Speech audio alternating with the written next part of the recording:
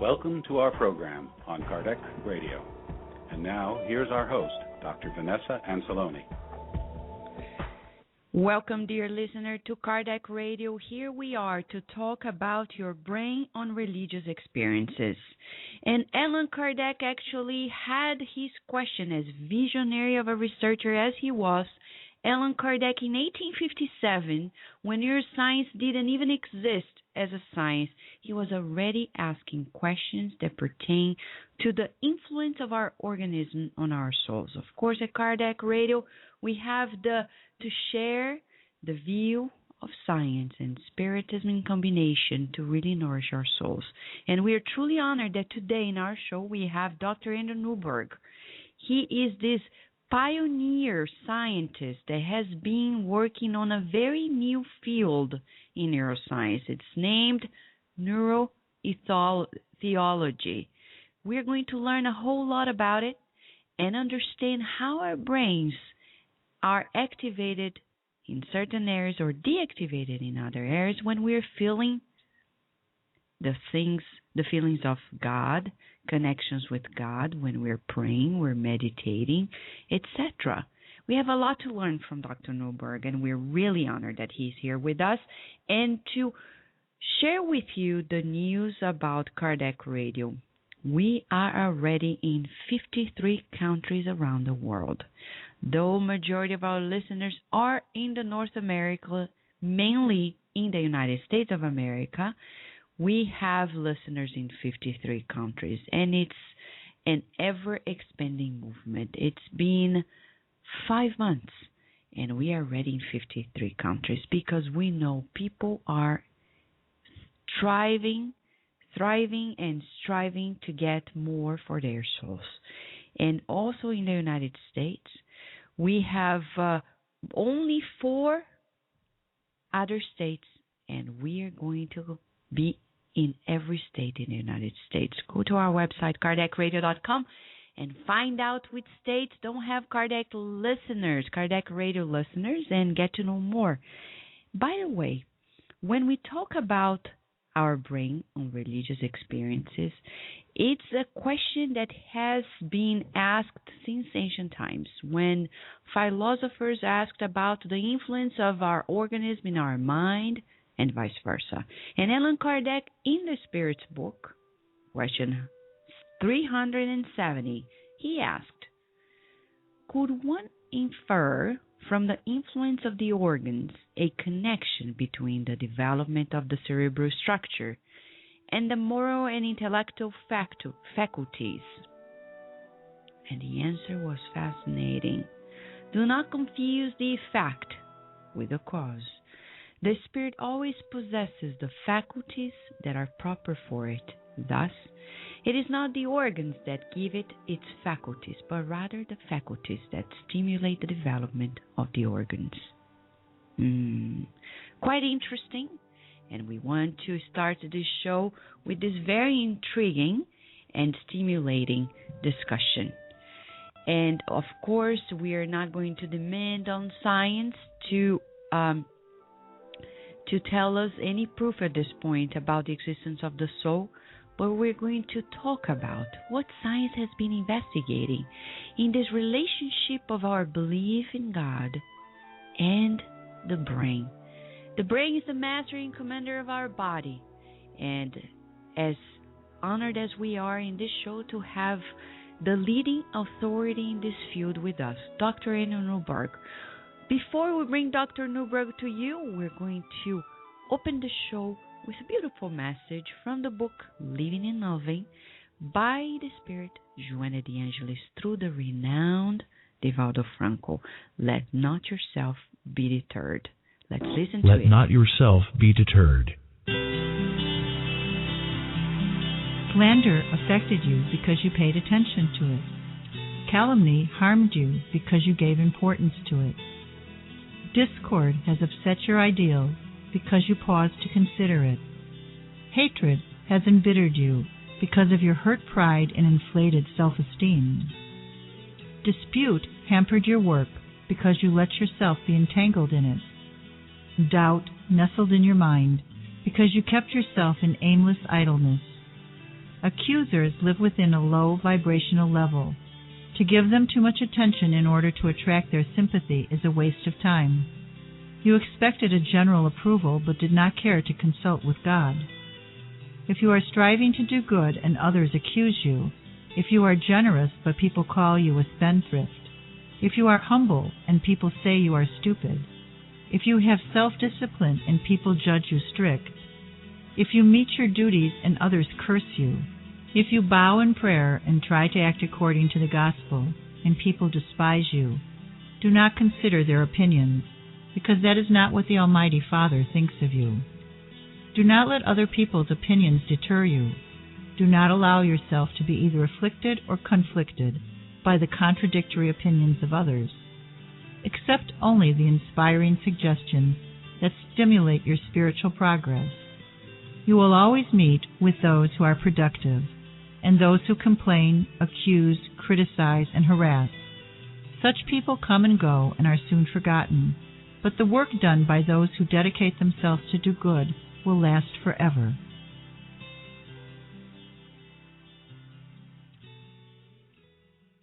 We will return to our program after these messages. Looking for a gift this holiday season? Look no further. The CD or the book Enlightening Messages brings back a true meaning of the holiday season.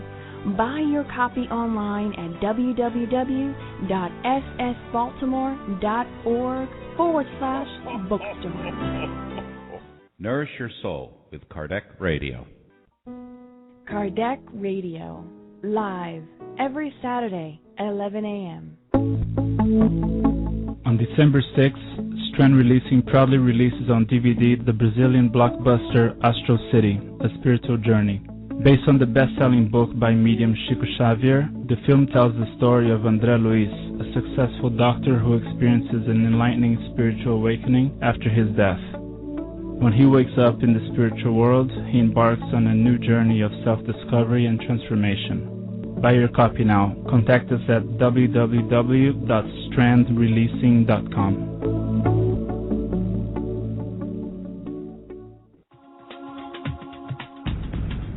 The newest edition of the Medium's book by Allan Kardec is now available. Purchase your copy online or via your ebook reader. Simply go to www.ediciofamerica.com today.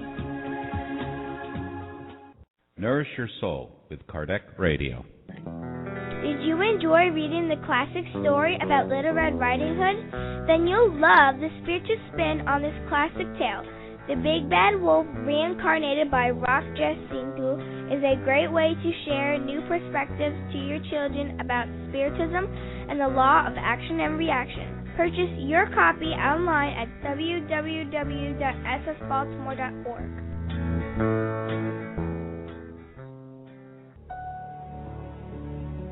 Join us every Thursday live, Evolution in Two Worlds, a journey of the soul through the teachings of the Spirit Doctor, André Luiz. Connect at www.tvcei.com, Channel 2. And now we return to our program. Dear listener, we are here to talk about your brain and religious experiences, and truly honored to have Dr. Newberg with us in the show because he is actually the leading authority in this field. The field that is quite at the frontier of neurosciences. It's named neurotheology, and he has recently released the book Principles of Neurotheology. A very brilliant and visionary mind, an actual collaborator of spiritist physicians and psychologists such as Dr. Júlio Pérez from Brazil. Dr. Newberg is Director of Research at Marna Bryant Center for Integrative Medicine at Thomas Jefferson University Hospital and Medical College. He is also adjunct assistant professor in the Department of Religious Studies at the University of Pennsylvania. He is a board-certified internal medicine and nuclear medicine. He is considered a pioneer in the neuroscientific study of religious and spiritual science experiences, a field that is referred as neurotheology. He has been in He has published several different articles, several different books, from Why God Won't Go Away, Brain Science and Biology of Belief, to the one we just mentioned to you, Principles of Neurotheology. Quite interesting, very pioneering, and he has been in many nationwide, well-known programs on TV, like Nightline 2020, Good Morning America, ABC's World News Tonight, National Public Radio, and London Talk Radio, and even in the movie Religulous, which was released a few years ago. A lot to learn from Dr. Newberg. As we mentioned, we need to understand about this connection about our religious experience and the body. Dr. Newberg, thank you so much for being with us today at Kardec Radio. Thank you so much. Oh, thank you for having me on your program. We are so intrigued about the fact that science can already tell us, give us some direction about. Many people, as you know, talk about religious experience and they think about it as something that happens somewhere out there in a virtual space.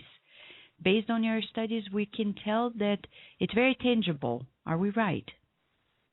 Well, certainly when what we're able to do today is begin to look at what goes on in the brain of people when they are having a religious or spiritual experience. And as you just mentioned, I mean, this is showing one domain of that experience, one aspect of that experience, which is the biological. I don't think in any way, shape, or form that eliminates the spiritual side of things, but it tells us that when we have that experience, how does it affect us? How does it affect our brain? How does it affect our body, ultimately our physical and mental well-being and so forth? So we're really at a time now where we can address those questions and better understand what is the biological underpinnings of those experiences, and maybe it tells us a little bit more about what those experiences are about, how they affect us, and I hope at some point it may even provide us some interesting philosophical or theological information as well. Exactly. It's quite interesting. And it has actually become an actual very defined field in science named the neurotheology, right? Well, yes, I think that we're at the very beginnings of it. As you mentioned, my book, Principles of Neurotheology, the goal there was really to try to lay out the foundational ideas and principles that would be the basis for this field going forward. As I've been very excited to see over the last 20 years, I've been involved in this research for about 20 years, and when I started back in the early 1990s, there was really nobody else even looking at these questions, maybe one other person or two other people. But now we're starting to see all kinds of research studies being done, looking at a variety of different types of practices like meditation and prayer, questions about the difference between religious people and non-religious people, or spiritual people and non-spiritual people. And we're really able now to see so many other people, so many other investigators getting involved, that it is beginning to become its own field of scholarship. And to me, that's very exciting, because I think that we have a tremendous amount to learn from this field of neurotheology. To me, neurotheology is this ability to look at the intersection between the brain and our spiritual selves. And if we define the neuro side very broadly, we include neuroscience and psychology and anthropology, and we define the theology side very broadly to include not just theology itself, but that we actually can look at religious experiences and practices and belief systems and so forth, then we have a tremendous amount to learn from it. It's kind of exciting to me, because we're just at the beginning of this, and there's so much for us to do and so much for us to learn. Exactly, and we can't deny that there is this mind and body connection anymore, right?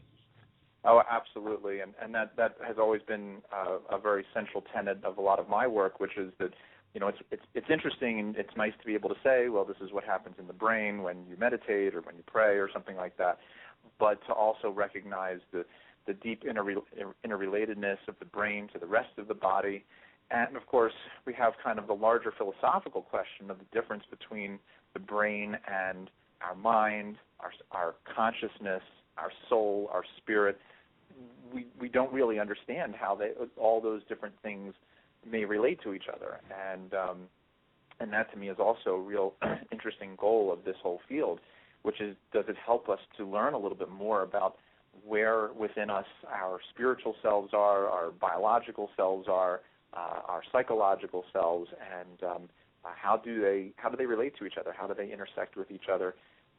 Do they grow out of each other? Do they have their own separate domains? How do we think about all this stuff? And so there's some really fascinating issues that come up, both philosophically as well as physiologically. Yeah, it sounds very promising. And in your book, you concluded, and I will quote, neurotheology might lead to practical applications, such as how religion and spirituality should be approached from the medical or clinical perspective. Can you please give us examples on how important it is to really dig deeper in the field of neurotheology? Well, certainly on neurotheology, I think has a number of different applications, ranging from the very practical to the fairly esoteric. The practical side, as you were just mentioning, there are so many research studies nowadays that have shown a link between spirituality or religiousness and our overall health and well-being. And there are studies that have looked at physical illnesses, whether religious people are more likely to die, more likely to develop cancer, and so forth, or less likely, as most of the research studies have shown. And also, there's been a number of studies which have shown a relationship between lower levels of stress and anxiety and depression in people who are spiritual or religious. So part of what I think neurotheology can help us with is to try to understand that relationship better. If being a religious person, if being a spiritual person does improve the way your body works, does lower your risk of different diseases, does improve your mental health, how does that happen? What is it happening? Is it happening at the level of the brain? Is it happening at the level of different neurotransmitters, different chemicals in the brain? Is it changing the immune system? So we can really start to look at this very multidisciplinary kind of linkage of what's going on when somebody says, yes, I'm spiritual, and how that ultimately plays out in their brain, in their body, and then finally in their health. And as I mentioned, there are a growing number of studies that have shown the relationship between spirituality and health. Now we have an opportunity to try to understand that relationship better. And of course, there are times where religiosity or spirituality goes in the negative direction, and people wind up feeling that God is against them, or maybe they even feel that because of their religious beliefs that they should go out and harm other people. And I think, again, that this is an area that is ripe for study with neurotheology, to say, what is the difference between a religious person who is enormously compassionate and a religious person who is very hateful? Where did those differences come from, and specifically, where do they come from in the context of the human brain? That's quite interesting. I remember one day in a discussion with a colleague, and then kind of jokingly told me, we're marching to a time in which spirituality is going to become a remedy. Well, that was one of the funny stories that when one of our first spirituality research conferences we had at the University of Pennsylvania about 15 years ago, and we got up and we were pretty pleased with ourselves that we were going down this path and blazing this new trail of research and talking about how meditation or prayer is beneficial. And one of the ministers stood up in the back after the conference, and he said, I think what you're doing is terrible because religion is not an intervention. It is not. It's not like taking a pill and that we would give for somebody who's got diabetes. And of course we didn't mean it to sound like that. And certainly it isn't something that in and of itself is an intervention. People are spiritual or religious because that has meaning to them. If it happens to have a benefit in terms of their overall health or well-being, I think it's important for us to understand and to some degree to take advantage of. But if somebody's an atheist, you can't tell them you should be more spiritual because it will make you healthier. That doesn't work. In fact, actually, that'll probably work against it, because what the research is also showing is that part of why we get a benefit from being spiritual or religious is because it has a lot of meaning to you or to that person. So if you are a religious person and you are a spiritual person, you turn to your religion, your spiritual tradition for helping you through problems, helping you to cope with different issues and so forth, and you engage that part of yourself when you're confronting an illness, then you are going to do you're more likely to do better. But on the other hand, if you don't really believe in religion and you now try to be religious just for the sake of getting better, that really isn't going to work. That's usually going to backfire. So again, I mean, that's part of what we're learning here, which is the idea that it's not just an intervention in and of itself. It's not just, if I give anybody a pill that lowers blood pressure, it will lower your blood pressure. But not everybody can pray, especially if they don't believe in it. So if you do believe in it, then prayer or meditation can be a wonderfully powerful technique, but you got to believe in it, and it's got to be something that has meaning to you. Otherwise, it's really not going to be that useful. So it might become a kind of intervention, but in the proper context, and that's also part of what we have to learn. Yeah, so probably we have to develop this endogenous pill. It must come from within. When you talk about meaning, it must come from within. It needs to have meaning. It's quite interesting what you said about the evidence in that regard. So specifically about the areas of the brain that are activated when we're feeling the connection with God or when we're praying, are they different from when we pray to when we meditate to when we read a religious passage or we think about a religious passage? Are there differences in activation, and how are they? Well, what some of the research is starting to show is that to some degree the changes that we see in the brain are related to the kind of practice that we do. So theoretically there are differences, and we've actually seen this in our brain scan studies, that if you are reciting a prayer, then you're going to activate the areas of your brain that are involved in the generation of language, for example, versus if you are, let's say, concentrating on the image of a sacred object, maybe a cross, if you're a Christian, for example, or maybe a saint or something like that, then that activates the visual areas of the brain. So part of what has an effect on the brain is the type of practice that you do. What is it exactly that the person is doing that will will cause changes in the brain along a particular cognitive domain for the particular thing that the person is doing. But that being said, we also start to then find differences in the brain that are associated with aspects of the experience itself. So, for example, when somebody has a feeling of losing their sense of self and feeling intimately connected to God, for example, what we have found with some of our research is that there's an area of the brain that helps us with our sense of ourself, to create our sense of self and to orient that self to the world and to other things. And what we have found in our brain scan studies is that area of the brain actually decreases in activity when you feel that loss of the sense of self. So it kind of makes sense that the area that generates your sense of self decreases and then you lose your sense of self. And when that happens, part of the experience that people have is this connection, the sense of connectedness between the self and ultimate reality, God, whatever the person is focusing on.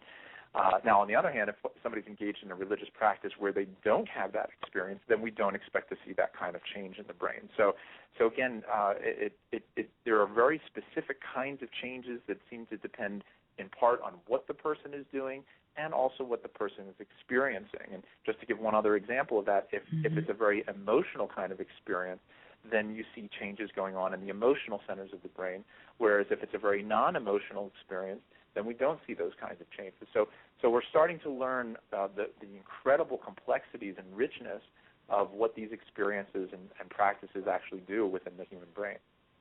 That's quite interesting. One of the questions that came to our mind is about ancient religions. They were very much attached to the external rites and rituals, etc. Of course, we still have those nowadays, but not to the same extent. And it seems like many of the practices nowadays have become more inner stimulating. For example, pushing to these inner prayers and to these visualizations, meditations. Would you say that when we are connecting to the idea of God, to God through objects, images, rites, we are activating less sophisticated areas in our brains?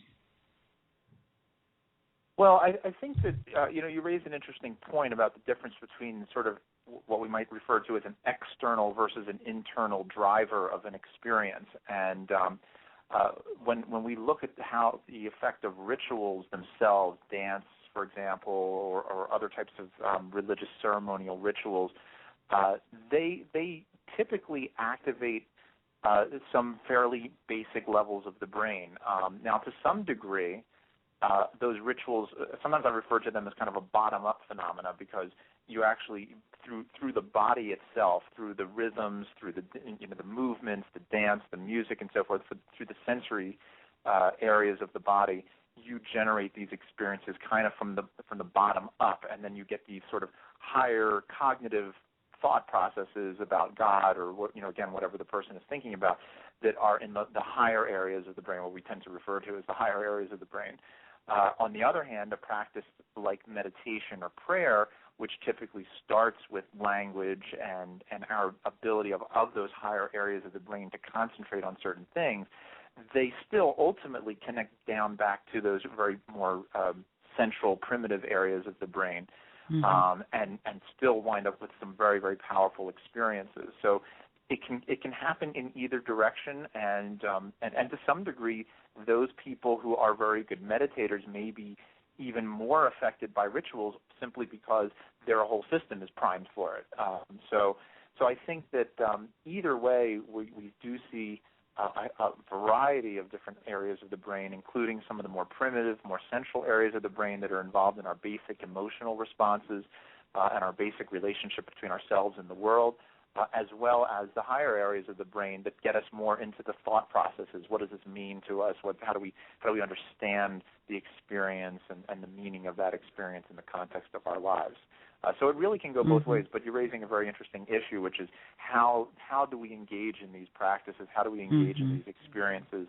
And if we do them in different ways, do we wind up with the same kind of experience, different kinds of experiences? And again, this is where we still have a long way to go, I think, in truly understanding the full relationship of all these different kinds of practices. Quite interesting, Dr. Newberg. We are going to give a very short break and then be right back with you for more. Okay? Oh, thank you. Thank you. We will return to our program after these messages. Enjoy this new release. We're Born for Love by the renowned Brazilian scientist and researcher on reincarnation, Dr. Hernani Andrade. This novel describes one of the most extraordinary and genuine cases of reincarnation ever studied by Dr. Andrade's Brazilian Institute of Psychobiophysics Research in Sao Paulo State. Order your copy now at roundtable.uk@gmail.com or at www.roundtablepublishing-uk.com.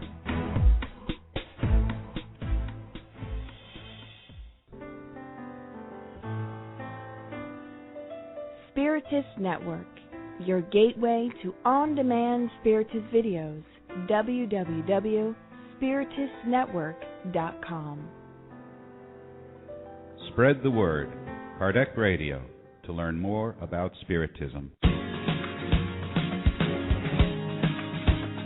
Want to find a good way to explain life after physical death to kids or teenagers? Check out the book Message from a Teen in the Spirit World by the Spirit Neo Lucio and Psychograph by Chico Xavier. In this book, a teenager named Carlos explains his impressions on the new life in the spirit realm with his discarnate relatives and new friends. Purchase your copy online at www.ssbaltimore.org.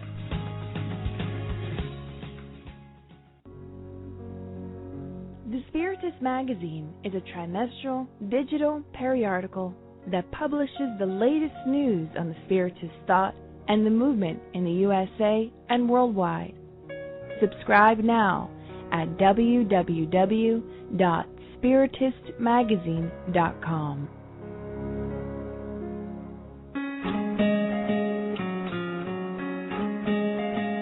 In the book, A Primer on Being Good by the Spirit May, psychographed by the medium Chico Xavier, explains in simple language appropriate for children two paths in life, the path of good or the path of evil. God has granted us the freedom to choose either one. Purchase your copy online at www.ssbaltimore.org. Now we return to our program. Dear listener, we are here with Dr. Andrew Newberg. He is the leading authority in the field of neurotheology, the understanding on how the brain processes our religious experiences. It's quite important. It's long gone when people thought that their religious experiences were elsewhere out there. They are very tangible. Our bodies respond to them, process them. And here we are. If you have questions to Dr. Newberg, this is the best time for you to call in. 858-769-4705. Again, 858-769-4705. We have here with us Dr. Andrew Newberg, and he was teaching us about different areas of the brain that are being activated or deactivated when we are feeling God or thinking of God, looking at an object that reminds us of this connection with God, etc. Now, back again, Dr. Newberg, on the principles of neurotheology, on your book that was recently released. You talked about the importance of it. When we talk about the principles themselves, would you give us, to our listener, an overview about why is it so important to define principles for the study of the brain on religious experiences? Well, I think that a couple of important aspects about having some principles going forward. One of them, to me, is to really kind of establish the nature of what neurotheology is. And in that regard, what I mean is that neurotheology is not meant to be a neuroscientific study of religion. It is not specifically a way of explaining away, so to speak, what religion is or what spirituality is simply by doing science. On the other hand, it's also not an approach where we only look at the spiritual side of things and we ignore the biology of it. So part of what I think is so important in the context of neurotheology is to really establish it as an integrated, multidisciplinary kind of study, that it is something that looks at science as being important, and we need to maintain the rigorousness of science, but also make sure that we maintain the respect and the religiousness or the spiritualness of the religious and spiritual traditions. So part of what I wanted to establish as my principles, as the principles that I think are relevant in neurotheology, is the notion that it is really a two-way street. It is a true integration of science and religion in a way that hasn't really been done before. And I think that's part of it. I think the other part of the principles comes to some of the philosophical and scientific aspects of how this research gets done. So what are the methodological issues? How do we even start to think about designing a study? How do we define our terms? How do we decide on who should be studied or what should be studied? And then what do we do with the information that we get from those kinds of research studies?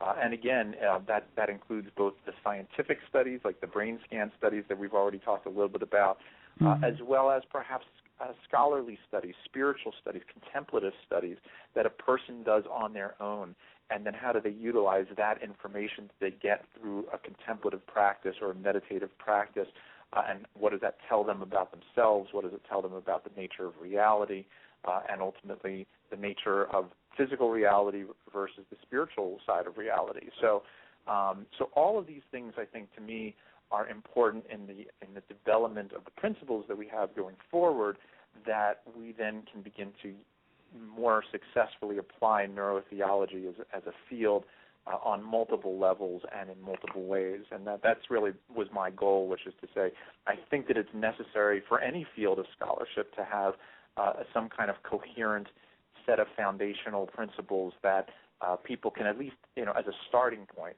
people can utilize so that we can begin to move this field forward and derive some important information that we really can use and use successfully. Yeah, it makes a lot of sense. Though we we know it must be quite tricky to do this marriage between, I'm not saying truly like marriage between science and religion, but to try to intersect in some of their features. It must have been very tricky, or not? Absolutely. Yeah, certainly it is. I mean, for example, when we decided to do our brain scan study of prayer, first of all, you even have to think about what is prayer. Is it simply reciting a prayer over and over again, like reciting the Lord's Prayer or Hail Mary or something like that? Is it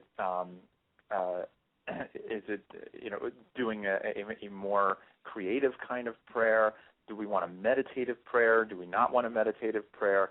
And then ultimately, we have questions about who should we study. Do we want to take the average person who might be in a church who we say, okay, they know how to do this prayer, let's have them do it? Do we want to take nuns and monks who do these every day? Do we want to take mystics? And what about what is our control condition, so to speak? Do we want to have them reciting a prayer and then reciting something different? Do we want to compare them to people of different religious traditions or spiritual traditions? Do we want to compare them to people who are not religious or not spiritual? So you wind up with a lot of fascinating methodological questions right off the bat of, well, what are we actually going to look at and how are we going to do that? And part of why I think, again, the principles are so important is to say that if you are going to even develop a scientific study along these lines, you really have to know and respect that spiritual or religious side, because you can't just say, well, we're going to create a new kind of prayer and have them do that. I mean, that may be completely irrelevant in the context of what prayer really is. So you want to try to do your best to capture what really is the spiritual or religious nature of the thing that it is that you're looking at. Try to do the best that you can to capture it in its natural state, so to speak, and then hope that you're going to actually measure something that is useful. And again, when we do brain scans, it's maybe not so easy for people to, even if you have a good idea of what they're going to do, they may not be able to do it when they come into your laboratory or when they get into your scanner. So that raises all kinds of fascinating methodological questions from a scientific perspective in and of itself that we really have to start to address right off the bat. So it is not easy, and it's not simple to come up with a study design that will work. And then, of course, once you have the results, whatever they may be, how are you able to interpret them in a way that makes sense as well, that you really have seen and measured something that you think you are trying to measure. That's interesting. And one of the things we want to clarify to our listeners is these studies have no aim to prove or disprove the possibility of the extra physical nature of ourselves, right? That's not the goal. Right.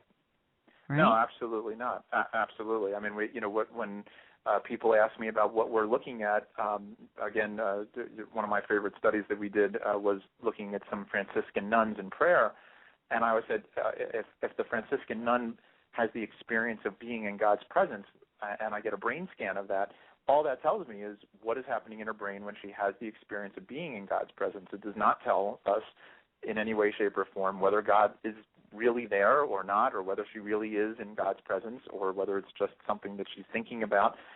It doesn't really contribute at the moment to that kind of a question. So there is no way of saying for sure what the true nature of the experience is. What we are able to do, though, with the scan is show what is sort of the effects of that experience. It's sort of, I guess it's sort of like trying to understand what a boat is simply by looking at the wake. You can get a little bit of a sense of what it is and what it was doing, but it doesn't really tell you what it's all about, at least on some sort of more fundamental level. And I hope at some point some of our research and scholarship, and when you combine the science with the contemplative, we might get a little bit closer to understanding that. But at this point, we are really simply just trying to understand and trying to look at what these experiences do to us as human beings and how they have an impact on what's going on in our brain. That's interesting. And then how did you get interested in the understanding of, for example, the phenomenon of speaking in tongues and more recently your collaboration with Dr. Julio Perez from Brazil on spiritist mediums, and a study that is probably about to be published, right? That's right. Well, the short answer is that I'm fascinated by all aspects of spiritual practices and experiences, and sometimes my reason for doing one particular study is not quite so glamorous as so much so that it's, do we have access to a group of people who are capable of doing a particular thing? So the speaking in tongues was something that I happened to have found out was practiced by some of the people who I worked with, and we thought, wow, this is so much different than what meditation and prayer is, which were some of our early studies, that this would be a fantastic complement to trying to understand the nature of spiritual experiences by looking at this fairly different kind of experience. And then, of course, with Dr. Perez, again, I mean, there was just a wonderful collaboration. He and I had talked a number of times before, and then, he called me up and said, gee, I think I have access to a group of people who can do a very interesting kind of spiritual practice. And it just seemed like, a wonderful complement to the prior research that we've been obtaining, that we're now looking at a very different kind of spiritual experience, a different kind of practice. And to me, one of the goals of neurotheology in its broadest context is to try to understand all the different ways in which we are religious and spiritual. So if I had $1 billion, I would love to study every kind of practice, and maybe someday we will, but for now, again, a lot of times it winds up, I find all of these practices so fascinating because of what they do, because of what they mean for the person, and also because of how different they are, and yet they are still considered to be a spiritual practice, and that to me is also fascinating. That's so interesting. We're so happy that you are, studying the very phenomena that in the practice that we spiritists have been working upon for more than 150 years. It's certainly an honor for us to have got your attention. And I remember last week talking to our previous guest about mediums and mediumship, Dr. Stanley Krippner, and he was mentioning about some of the studies he did in regard to mediumship specifically.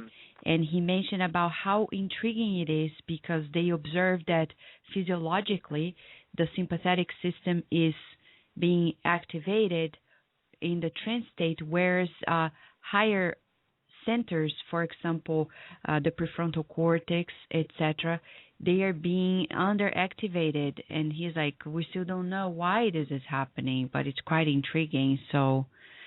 Yeah, absolutely, and it's certainly consistent to some degree with the brain scan research.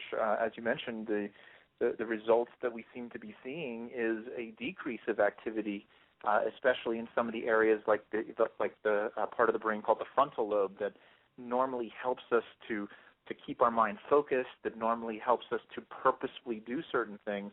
And I do find it fascinating that in a variety of practices like mediumship, that to some degree the subjective experience is that the person is taken over, or certainly is not willfully doing these things, but is sort of allowing these things to happen to them. And I think it makes a great deal of sense that in order to do that, we have to kind of allow ourselves to be open to that experience. And perhaps the way that happens, at least in the brain, is that we shut down some of the parts of our brain that normally keep a real tight hold on all the aspects of what we think we are and how we think we are in relation to reality. And when those areas of the brain shut down, it opens us up to a lot of other things that we may not normally be able to access the way we would under our kind of more everyday reality kind of consciousness. And then when we get into the trance state, then the person is able to truly access all these other ways of thinking and feeling and other aspects of the world that normally our brain kind of keeps closed off because of all the higher functions that are going on. So to me, it makes a lot of sense about how the experience is felt subjectively. And I think that, again, we just have a lot more to learn about the details of that and how different kinds of trance states, different kinds of mediumship states, how they are related to each other, or how they are not related to each other. And I think it will be fascinating as we go forward in trying to really, at very least, understand what's happening physiologically. Even though, again, that doesn't, as you so importantly pointed out, it doesn't tell us whether or not the medium is truly in contact with the spirit world. But what it does is it tells us is what's going on in their brain when they have that experience. And I think it's consistent with the subjective nature of the experience, what they feel is going on. And I think that's important too. Yeah, that's quite fascinating, Dr. Newberg, and very promising again. And we are going to give a very short break because in our last quarter with you, we have already a few listeners here lined up to ask you questions, and we'll be right back with you, okay? Sounds great. Thank you. Thank you. We will return to our program after these messages. Looking for a gift this holiday season? Look no further. The CD or the book Enlightening Messages brings back a true meaning of the holiday season. Buy your copy online at www.ssbaltimore.org/bookstore. Would you like to liberate yourself from your life struggles or to find inner balance? The Inner Journey CD has 3 beautiful visualizations that will help you bring harmony to your life. As Joanna DeAngeli tells us to, live in a way that you leave enlightening footprints in your pathway as if they were stars pointing out the pathway to happiness. To find this CD, go to the bookstore on the Spiritist Society of Baltimore webpage, www.ssbaltimore.org. That is www.ssbaltimore.org, and start your inner journey today. Nourish Your Soul with Kardec Radio. Now in English, the book Action and Reaction by the Spirit Andrea Louise, psychographed by Chico Xavier. Buy your copy online or via your ebook reader. Go to www.ediceiofamerica.com today. Save the date for the 6th U.S. Spiritist Symposium that will be held at the Rialto Center for the Arts at Georgia State University in Atlanta, Georgia on Saturday, May 12, 2012. This year's topic is Love and Enlightenment, a Pathway to Self-Healing. Come out and enrich your mind, body, and soul. For more info, go to www.spiritistsymposium.org. And now we return to our program. Dear listener, we are learning so much, and we're not only learning, but we're also very excited about the good news that neuroscience is taking a closer look at religious experience and how important they are in our lives, how much of a difference they make in our lives. They are not a virtual thing anymore. They are actually very organic. They are right there within us. And again, Dr. Newberg is here with us, and we're truly honored because he's the leading authority in the field of neurotheology, understanding how the brain processes religious experiences. We're not here to argue or discuss whether or not science is proving that the soul exists. It's not about the extra-physical part of it, not yet, as he says, but it's all about the fact that mind and body are interconnected. How? We're still investigating. We're working on it. And right now, Dr. Newberg, we have Jay from Canada who has a question for you in regard to the topics that we have been discussing. Okay. Hello, Jay. Thank you so much for being here with us. You may lay your question to Dr. Newberg. Hey, Dr. Newberg, I just wonder, why is there lots of money being spent on trying to measure love when a long time ago they just know it worked? So why is there so much interest that you're doing also that really can't measure love, because you're talking about the different experiments that have so many variables to it that it's really kind of unpredictable. You can only get maybe a general census. So I just wonder why is that you really can't measure love, in a bottle, basically, or an experiment? Well, that's a fairly, one that's a very good, important question. It's something that also is a fairly universal issue when we come to a lot of cognitive neuroscience, because so many things that we as human beings feel, and that is mostly our emotional responses, like, as you mentioned, love, but even things like depression, anxiety, pain is another more physical manifestation of it. It's very difficult to know exactly how to measure that, and even though they may these different feelings have a profound impact on us as human beings, that's probably why there has been a resurgence of interest in trying to understand them. And in part, that's because that we are trying to, we now have new abilities that we didn't have before scientifically to be able to look at these questions in ways that we haven't done before. We never had neuroimaging studies that could look at a thing like love. That now that we do have that, and so that's part of the reason why there's probably been a renewed interest in trying to study that. But there's always just been that fundamental issue of trying to understand the human person, trying to understand emotions and thoughts and feelings that are so central to who we are. And I guess the other flip side of that, and I mentioned this earlier on, is by understanding of these particular feelings, sometimes it also helps us to understand when those feelings don't go well.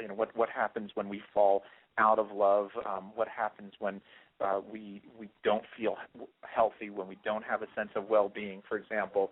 And, those are the kind of things that can be very beneficial for us from a research perspective to try to understand not only the positive side of who we are, but also the negative, and how we can try to help people map back more towards the positive side of things. So those are probably the reasons. But I agree. It's always, these are very difficult things to measure. We always have to keep coming back to them to see if we're getting any better at it, and to see if we're learning anything more by adding in some of the new information and the new methods that we have that we didn't have before. That's interesting. And also, you're talking about prayer. Did you do any experiments on prayer in regarding maybe visualization prayer versus the feeling prayer? The closest that we came in terms of that type of differentiation, when we actually studied a group of Buddhist meditators, that was a very visual type of practice. Again, not prayer per se, but a visualization technique where they would form a visual image of a sacred object in their mind and meditate upon that. When we looked at the Franciscan nuns, they did a type of prayer called centering prayer, which was a more verbal practice, and we saw certain similarities and certain differences. And as I was kind of alluding to earlier on, when we were looking at the nuns, we saw increases of activity in the brain in the language areas. So that kind of makes sense because it is a more verbally based practice, just as sort of the questions you're asking. And when we looked at the Buddhist meditators, we see more activity going on in the visual areas. We did not see activity going on in the verbal areas of the brain. On the other hand, we saw certain similarities. Both of them activated the frontal part of the brain, the frontal lobes, because we think, at least, that part of the practice is the focused attention on either the prayer or on the image. And we know that the frontal lobe lights up whenever we focus our mind on anything, focus our attention on something. So we see that kind of an increase in both of those types of practices. And both of those practices are also associated, as these people got into the deepest part of the practice, they felt a loss of the sense of self, and we see decreases of activity in an area of the brain called the parietal lobe, located more towards the back part of the brain, that at least what we know scientifically is that this part helps to integrate our sensory information and create a sense of ourself. So we saw certain similarities, we saw certain differences, which in part are based on what the person was doing, but also on what they were feeling. But I think the larger response to your question is we still have a long way to go to really try to learn more and tease out all the different subtleties of these different kinds of practices and experiences. And even within one particular tradition, it'd be very interesting to look at the differences between different types of Christian prayer, different types of Buddhist meditation practices, and across all of the other traditions as well. So I think we have a lot of exciting stuff to look forward to. That's great. Thank you so much, Jay. I hope you're enjoying the shows at Kardec Radio. Thanks, Dr. Newberg, and thanks much for letting me be a part of your show. Thank you. Thank you. Thanks for Thank you. So, Dr. Newberg, we have a question from Daniel Santos in the chat room. He's also a neuroscientist, and he's asking you if there is anything personal experience that motivated you to study this intersection between the brain and spirituality. For me, it's been a question. It's been based on questions that I've had since I was a kid. I was always wanting to know why we think reality is the way it is, why there are different religions and different political beliefs, and if we're all looking at the same information, how do we come to such differences in opinion and differences in beliefs? So for me, it was something that was kind of a very fundamental question about how we as human beings come to know what the nature of reality is. And as I grew up and went to school and college and medical school and so forth, part of that process was a scientific pursuit. I looked at science as having a wonderful way of looking at the world and trying to objectively measure what we could know about reality. But I also realized that there were certain limitations that science had, particularly in the context of human consciousness and the subjective nature of that consciousness, what we feel is our sense of reality. And therefore, part of my own personal process became a much more contemplative approach to these questions. So it became a kind of meditation, a kind of contemplation, perhaps is a better word, so that in my own mind, I began exploring these questions in what I thought were fairly deep ways.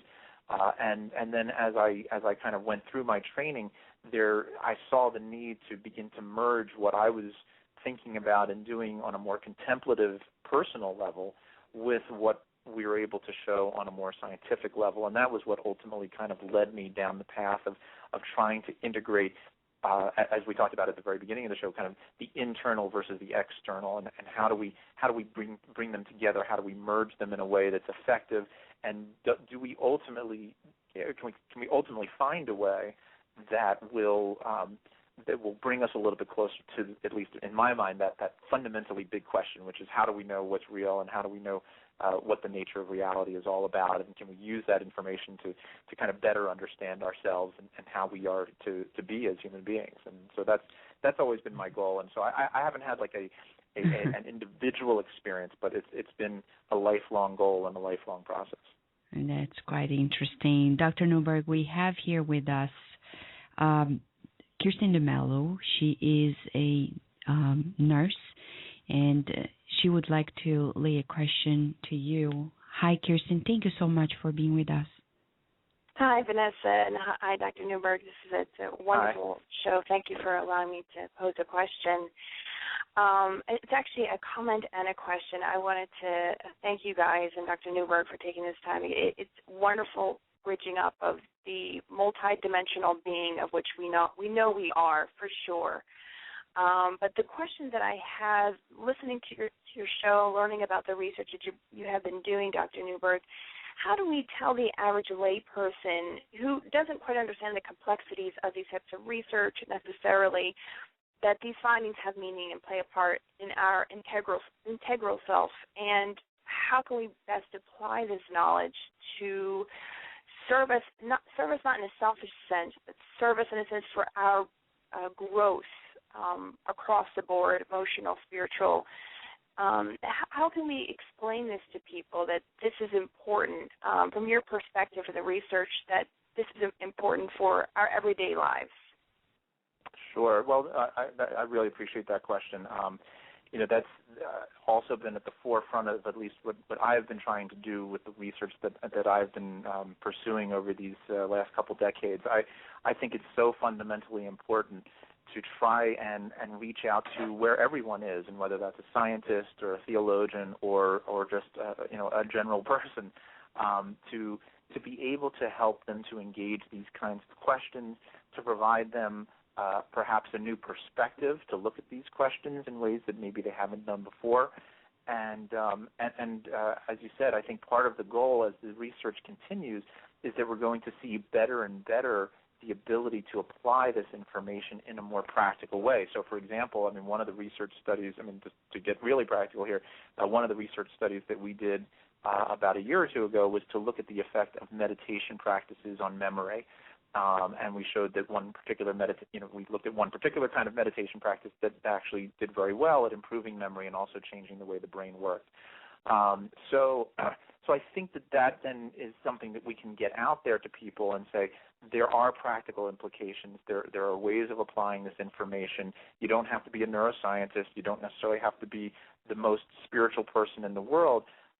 But you can look at this information and we can try to distill out for you the information that's relevant in terms of how to function as effectively as possible, how to utilize your own, each person's own individual spiritual resources, psychological, social resources, and their biological ones as well, in a way that's as effective as possible. And that, part of how I've tried to do it is through these kinds of through the media, through books and so forth, to get ideas out there for people to be able to think about these issues in ways that they haven't done before. The more we can create and foster dialogue, I think the better off we are. And I think part of it, too, is to create a sense of openness and a sense of what I like to refer to as a passion for inquiry, really trying to ask the really interesting questions and making everybody feel okay with those questions and feel okay with the fact that they can ask those questions as well. And I'm open to any other suggestions as well as how do we get the word out. And I think to some degree the blend of science and spiritual perspectives is also a part of that, because sometimes people rely a lot on science. And then when they say, oh, gee, there's a brain scan that shows that meditation actually makes my brain work better, for example, maybe I should try it. So there are that multidisciplinary approach also reaches out to people of both perspectives, both the scientific as well as the spiritual, I think in ways that maybe, we can't do it just by going down the scientific path or the spiritual path alone. And I certainly hope, at least on my own level, I'll keep trying to pursue these kinds of trying to get this word out there, and the more people get to learn about it, I think the better off. And it's been very exciting to see the growth of the interest in these kinds of topics, and hopefully we will bring everybody up to better ways of being for themselves as well as for the world. That's wonderful. Thank you so much, Dr. Newberg. It really appears to us that we're stepping away from this sectarianism and stepping into this new era, this new millennia, into this all-encompassing, reaching out to all different types of people. But thank you so much for answering my question and for doing the research as well. And thank you, Vanessa. Well, thank you. I certainly hope we are able to get into a better place. I think everyone would really benefit from it. Thank you, Kirsten, so much. Thank you for helping us bringing this question up. So, Dr. Newberg, has this research you've been leading changed in any way your medical practice? It's really, as I mentioned a minute ago, and this has been my lifelong pursuit. As I learn more and more, I find that there are more and more questions for us to be able to explore. It continues to generate a lot of enthusiasm within me about trying to learn more about these kinds of questions.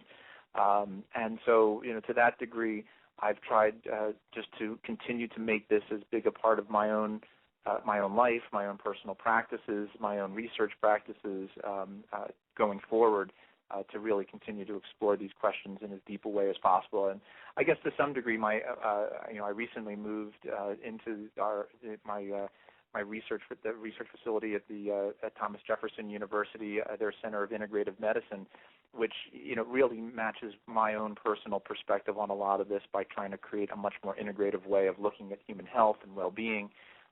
But also on a more global scale, looking at the intersection between what we can learn scientifically with what we can learn religiously and spiritually. So it just keeps propelling me in that direction, I think, and I certainly hope that we will keep coming up with new and better information and more interesting things, and certainly love to come back 6 months or a year from now on your program and relate all of the new stuff that we've come up with. There'll be a lot. I'm sure there'll be a lot of new things. Yeah, it's going to be a true gift for us, Dr. Newberg. We know you have a busy schedule, and we are honored to have you here at Kardec Radio. We certainly will be open to have you back and share the many good news that we know you're going to bring to many of us. It's a true blessing to have you on earth doing this visionary work. And just to your final comment for Kardec Radio listener, anything you'd like to share in this final moments with them? Just only that, again, I hope that everyone continues to explore their own questions, their own beliefs, that we all look at all of the information that's out there. And I guess as that last caller had alluded to, I think it's so important that we all just keep trying to encourage everyone around us to be able to be the best kind of person they can be, to utilize the information in as beneficial way as possible, and hopefully that will bring all of us, the whole human species, along for a better ride. And I'm always a pretty idealistic person, so I certainly hope that all of this work will bring us into some kind of new enlightenment at some point, and hopefully we'll all be able to take part in that. Thank you so much, Dr. Newberg. Thank you very much, and we hope to have you back here, hopefully, in 2012. Sounds good. Thank you so much. I appreciate it. Thank you. So, dear listener, here we are. We have already grown a lot by listening to the many findings that Dr. Newberg and his ideas about the future of the field of neurotheology. The bottom line for us is that there is so much hope. Science is here to help us as much as religion. How about if we put them together? It's all about this open mind that we need to have. And to wrap up the show, would like to leave you with a beautiful message by Emmanuel that fits in perfectly in the topic that we're discussing today. It's from the book Among Brothers of Other Lands by several spirit authors through the mediumistic hands of Chico Xavier and Valdo Vieira. Chapter 26. It's about faith and culture. And he quotes Paul in Romans 14, verse 1. Accept him whose faith is weak without passing judgment on disputable matters. Undoubtedly, not always faith accompanies the expansion of culture, as much as not always culture can level faith. A vigorous brain can elevate itself to the prodigies of calculation or distinguish itself in the innermost fields of emotions, inside the doors of the artistic values, without, though, understanding anything about moral resistance before temptation or suffering. In an analogous way, a fervent heart is susceptible of the noblest demonstrations of heroism before pain, or the greatest reaction against evil, patenting manifested incapacity to accept the imperatives of perquisition or the requisites of progress. Science investigates, religion believes. It is not fair that science imposes guidelines to religion because of its incompatibilities to the needs of feelings.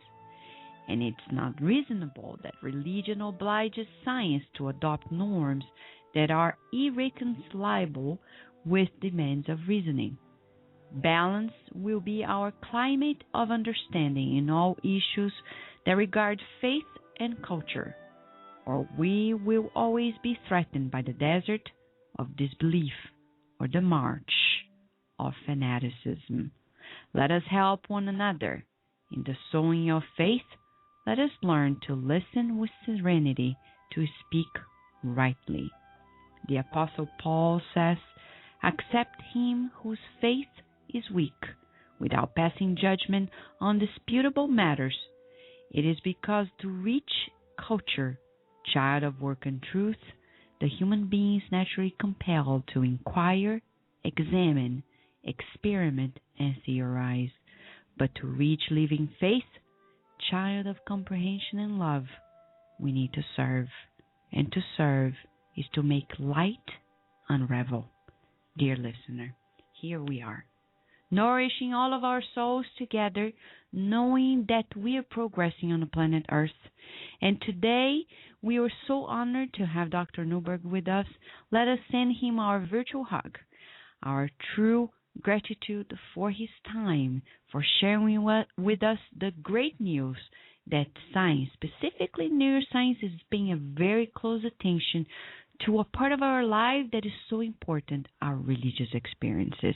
Read more about his studies. Go to his website, www.andynewberg.com. Read also his latest book, Principles of Neurotheology. He has a lot to teach us. And you know, he's not here to prove whether or not there is a soul or not. He's here to tell us that whatever we experience religiously, it's real. It's felt by the brain. It's felt inside of us.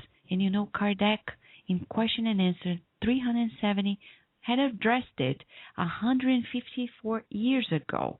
Well, we're going to finish our program here reminding you that you're invited to share the good news with everyone in your lives. As Dr. Newberg says, it's an outreach movement of our souls. Share the good news. Forward the link of Kardec Radio. This program is going to be on demand, and all of your family and friends and colleagues can listen to it and get to know more about the fact that religious experiences need to be meaningful to really be effective, and our brains capture the extent of its activation. In a week, we're going to be also very honored to have here in our show another visionary mind.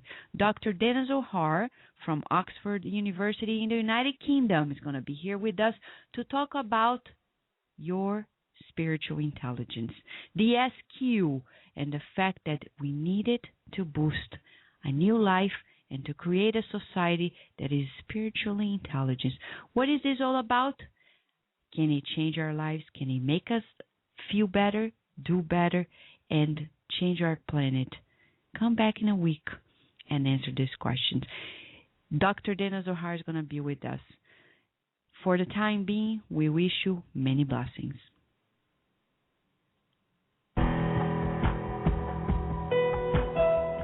Thank you for listening to Kardec Radio, broadcasting live every Saturday morning at 11 a.m. Eastern Standard Time. Email us and share your comments at www.kardecradio.com. Until next time, we wish you many blessings.